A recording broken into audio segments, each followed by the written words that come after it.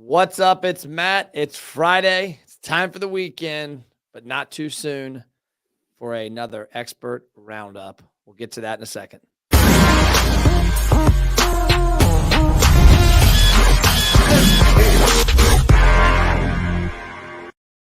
Cliff, my man, Friday. Welcome.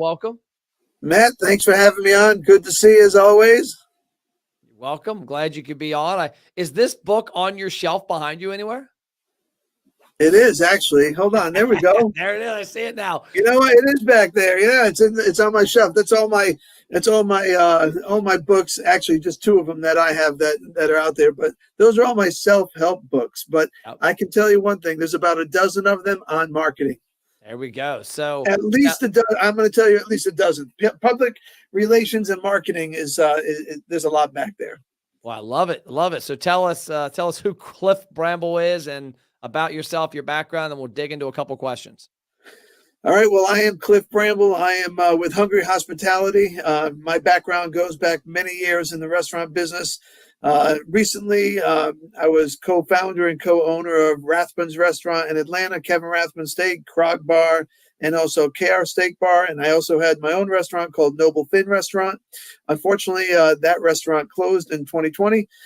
Before that, I was with Buckhead Life Restaurant Group. I ran some restaurants for them. And in my early days, I was fortunate enough to work with Marriott Hotels in Southern California, in Desert Springs Marriott, La Jolla Marriott, San Diego Marriott.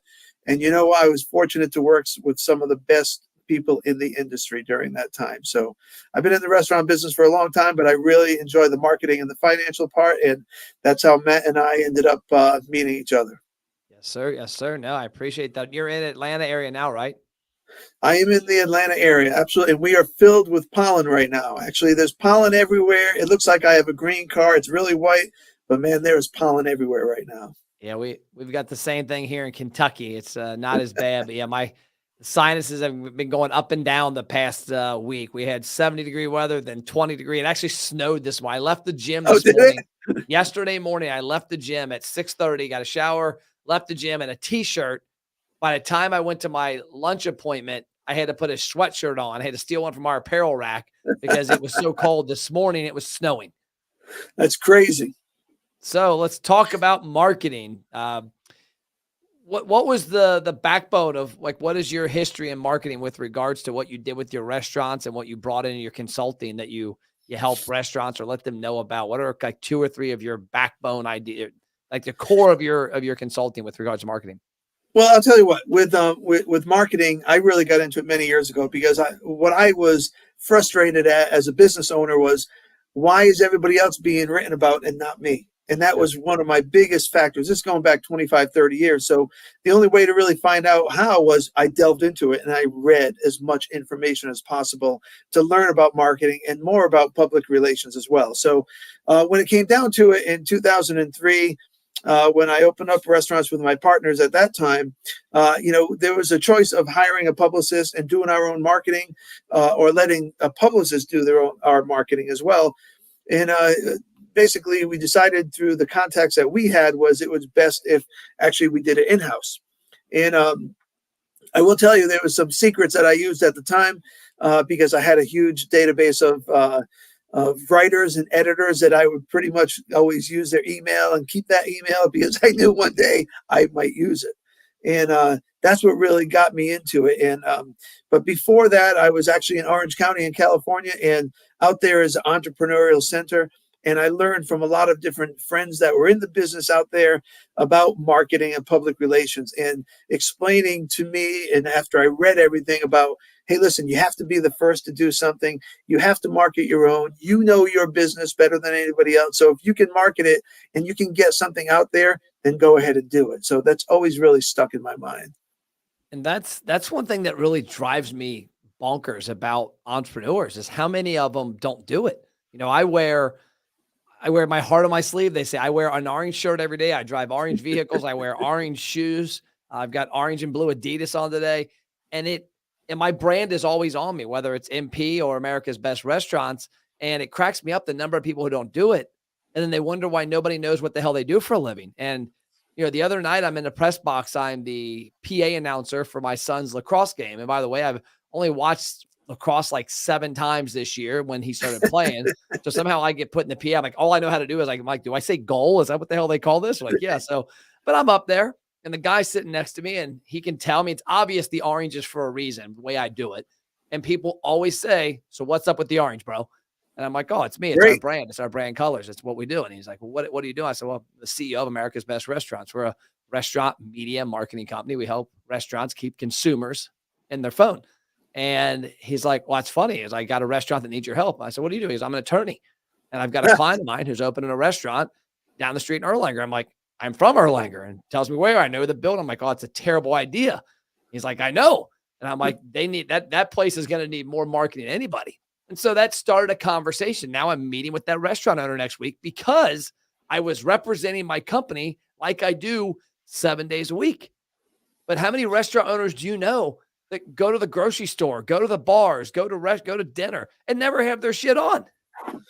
Yeah, well, if you're a chef and you walk around with your white jacket and you go from restaurant to restaurant, there's going to be some questions. That's the first thing. That would be a weird one. Yeah, but when it comes down to it, I'll tell you, this book that I wrote, The Marketing Side of Restaurants, if you look in here, the second or third page, what I did was I had some publicists really look through it. And they gave some great reviews on it. And what they said was exactly what I have in this book, is they said, you know what? This information in this book is exactly what I tell my clients all the time. I say it all the time, but the people hardly ever do it. And that's one thing about marketing, whether you're in the restaurant business, no matter what, if you're promoting something, you have to promote it all the time. People know me as the restaurant business. People know you as the marketing business. And you know what? If you're really good at marketing, I enjoy marketing. I enjoy the finance side. You know, if you can do it and you can be successful at it, that's great. But even as a business owner, there's only so many hats that you can wear. Yeah. Well, I think the you said it perfect is that you enjoy it. But the one thing for me that always just cracked me up is the fact the number of people who you go on their Facebook page, you go on LinkedIn, you hit a restaurant. Oh, I don't use Facebook. I'm like, well, you know what? Then find a 20-year-old that works at your restaurant, give her your credentials and have her tell the story of your brand and your life through there, because that's the people that should be doing business with you. I never forget. There's a place down the street here that closed down called Sugar Fire Barbecue. This guy, great guy that owned it. And he was a brand new restaurateur, a longtime entrepreneur. And he was a ghost on Facebook with regards to Sugar Fire Barbecue until the pandemic hit. And then it was every day, all day, Sugar Fire, Sugar Fire, Sugar Fire. And it was a badass restaurant, by the way, but it was like Johnny come lately.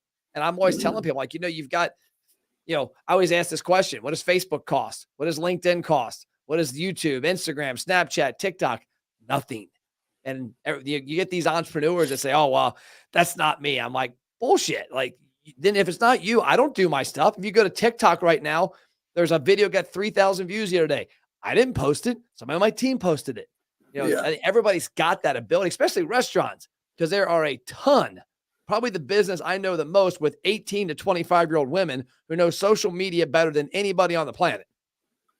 As soon as they walk in a restaurant, they click on that little button. I am here. And if you're really good at the marketing and the PR, and you do own one of those restaurants that's actually on there, and I've done this for many years, is that you get a little bing on your phone. And if you're near it, or if somebody's watching, you say, hey, table 22 just walked into the restaurant. Let's make sure that we are right on top of them, because that is a huge factor. If they're already in your restaurant, they already checked in on Facebook, that's a huge person that can actually help you market your business immediately, and it doesn't cost you a dime. Oh, but even also what I was alluding to also is the employees, that if you're not personally doing it, have the employees do it for you. You know what I'm saying? You know what? Some of the employees, they know how to do the Instagram, the TikTok, Facebook. They know how to do that even better than a lot of us older guys, without a question. And they can tell you the reasons why there isn't anybody liking anybody on Instagram, because those algorithms change all the time.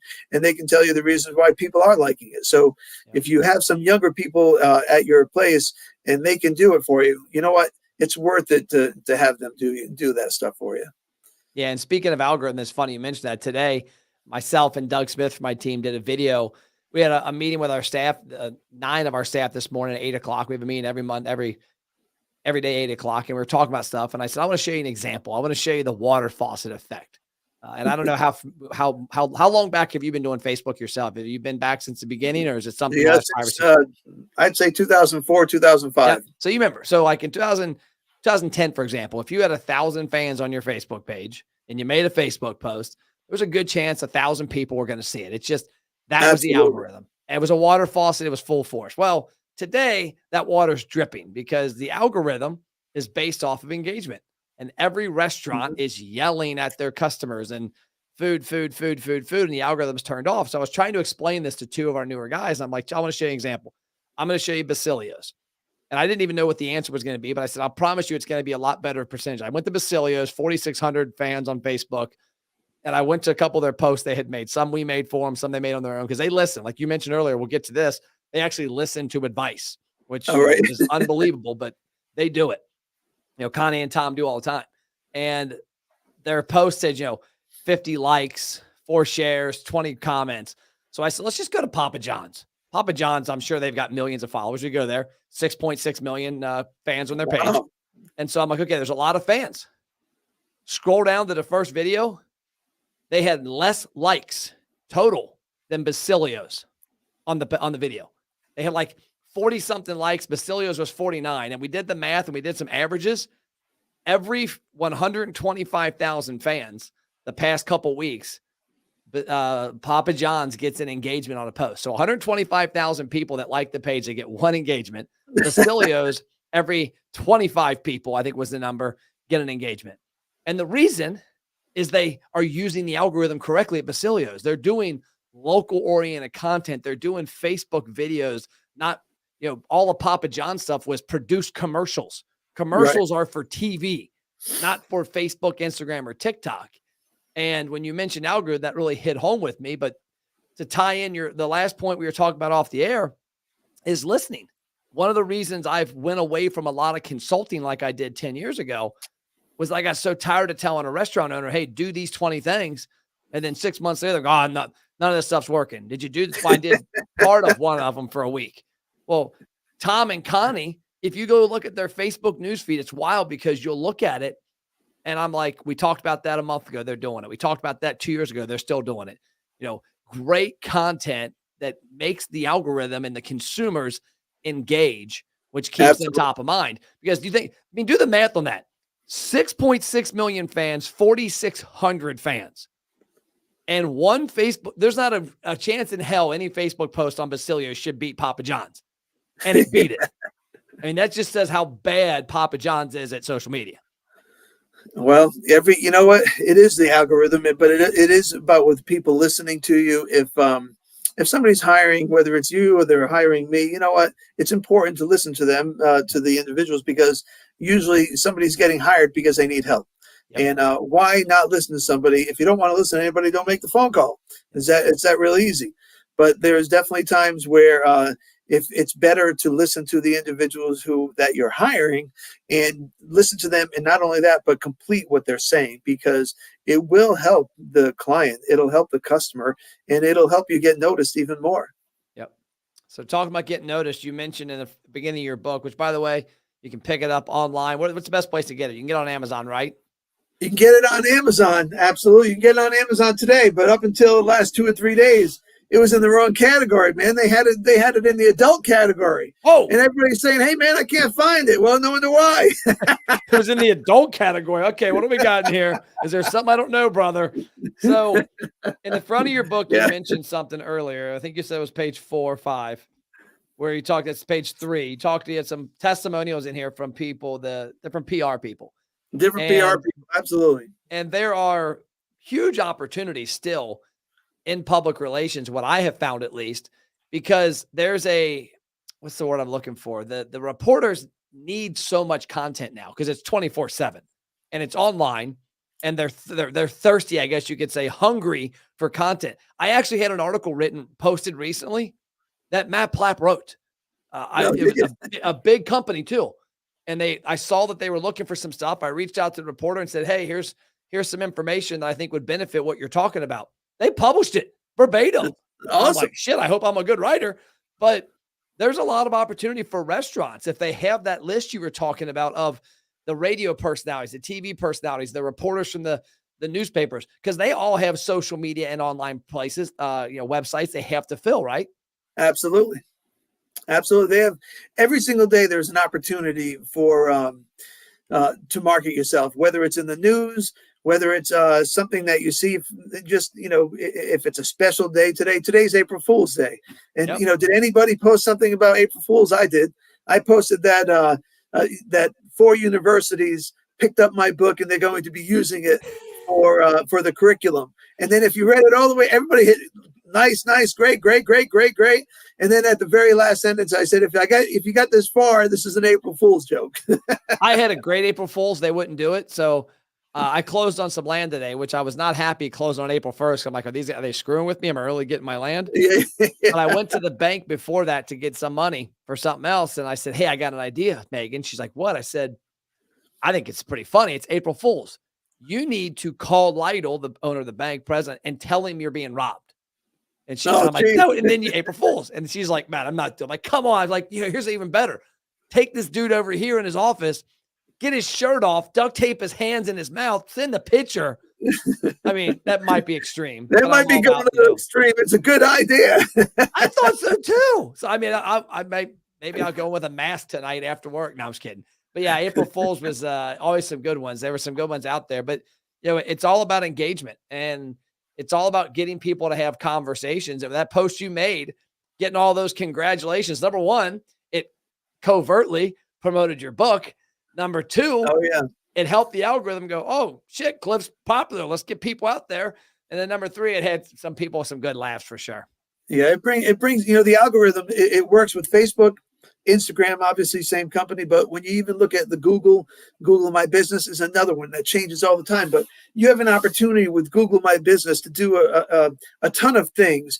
And if you do, and you're a company that is engaging in the Google My Business, for example, and you're posting videos for free, you're posting images for free, you know what? It helps with that search results as well. So it's up to the individuals who are doing the marketing to really help themselves. And there's opportunities out there every single day. I mean, I talk about that. It's in the book, and I'm sure that you do a lot of it with your clients, but it's very important that if you have a business, if there's a way to market it, you know what? You got 24/7 to do it all the time.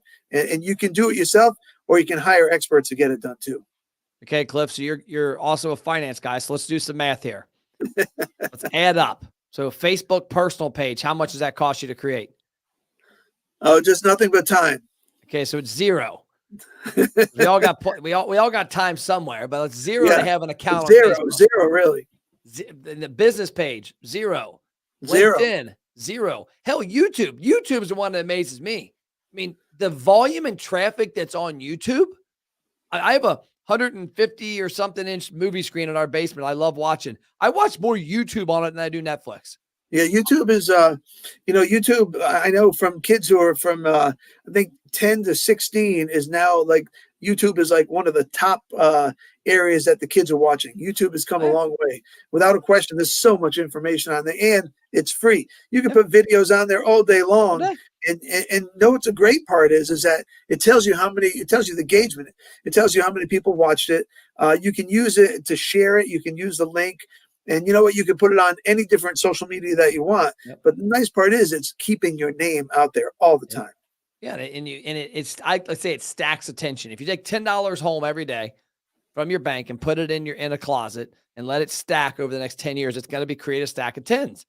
If you create a video on YouTube, on Instagram, on TikTok, Facebook, Snapchat, LinkedIn, and you do it every day for 3 years, you're stacking attention.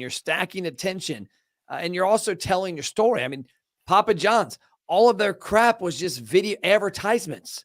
Get on there and tell stories. Talk about your impact in the community. Talk about the employees. But one thing also I talked about on here, I saw on here, I wanted to bring up the book since you mentioned it, because I've been talking about this on another Facebook video I did, was you called it Host a Tasting Menu with Locals. I called it Menu Mondays. So back, I don't even know, 9 or 10 years ago, I had a client like, Matt, man, if we could just increase Monday sales by $600 gross, I wouldn't lose money on Mondays. What do you think? Right. I looked at him, I said, we're going to do menu Mondays. He's like, what the hell's menu Mondays? Like, I don't know. I just made it up. I said, okay, I got the idea already. He's like, what? I said, we're going to take some of your appetizers. We're going to chop them up into smaller pieces. We're going to take your database, and we had built the database for him, so we had it segmented. I said, we're going to invite the Stein Masters, which are the people that had paid a membership to belong to the beer club and had a Stein. We're going to invite them in segments. So one Monday, this 200 of them, this Monday, this 200. We're going to invite them in for a free tasting of appetizers. Appetizers are going to make you thirsty. Thirsty means they buy a liter of beer for $16, and then they end up buying dinner because they're already here. Talk about ways like that you can increase sales that are, like in that case, it actually added, by the way, I think the first time we did it, it was $2,000. We got to a point where we had some of them doing $4,000 in gross sales by simply giving away about $100 in sample appetizers. Well, you know what? That's something that is done quite frequently, and it's something that I've used in the past as well. And whether it's for happy hour, whether it's your a social gathering for neighborhoods, if you're around a bunch of different neighborhoods. But you know what? What you're really trying to do in a restaurant is you're trying to increase your annual sales. So if you sit back and say, somebody said to me, hey, I want to do $250,000 more in the restaurant. And I said, okay, let's divide it all out. You need 7 more people every single day. That's all it is to it. And you sit back. Yeah, 7 people, because if the check average is $55, $65, that's all you really need. If if I'm just thinking about as far as a total. But if you look at it and you say, if you break it down that way, rather than what can we do? Well, let's do a tasting on Monday. Let's figure out how we can get them in. The biggest challenge is, that I have seen in the past, is when people say, I am going to do Martini Monday. I'm going to do Martini Monday, and I'm going to charge $4 for it. And I say, that's a great plan. How's everybody going to find out about it? Yeah. And that's the biggest thing, so now they're all excited. They created the drink. They got the martini. It's sitting on the bar and nobody's there. Yep. And it's because they don't have a database of people. They're not using constant contact. They're not using Facebook. They're not using Instagram. You're not getting the word out. And that's really what marketing in restaurants, no matter what you do, you have to keep your brand out there and keep your word out there. And that will help you increase sales without a question. Love it. Well, I appreciate you spending some time with me. If you're out there in the internet world, there's 2 marketing books you should probably have if you're in the restaurant biz. These are 2 good ones. They're both ironically about the same size. I'm betting you could read one on a plane pretty quickly, read it in a morning with your coffee. But at the end of the day, it's all about getting attention, whether it's an orange shirt, an orange car, an orange building, an orange Facebook post. Maybe it's an orange talking. Remember those annoying orange videos? You ever see those? Yeah, I think Look up on YouTube. They're pretty funny. So, Cliff, how can people reach you, and what kind of operators should reach out to you to get help and advice? Well, I can be reached at hungryhospitality.com. I help restaurants at a full service, also casual pizza places. I help bakeries and coffee houses. So if there's something you're looking at, that's whether it's ground up or you've been there for 55 years, I can guarantee you I can help you. So, and the nice part is I make it fun and we have a good time. And at the end of the day, hopefully you shake my hand and say, man, thank you, because now I can go buy a new car with all that money I saved. A new orange car. Orange car, that's right. There you go. Hey, Cliff, I appreciate it. Episode 106 in the books. Have a great weekend. Enjoy the weather in Atlanta. I hope it's hot Atlanta this weekend, unlike cold Kentucky. It's gonna be a hot one. I'll be at Seaside in the beach. Cool. Enjoy it. See you, brother. All right, we'll see you.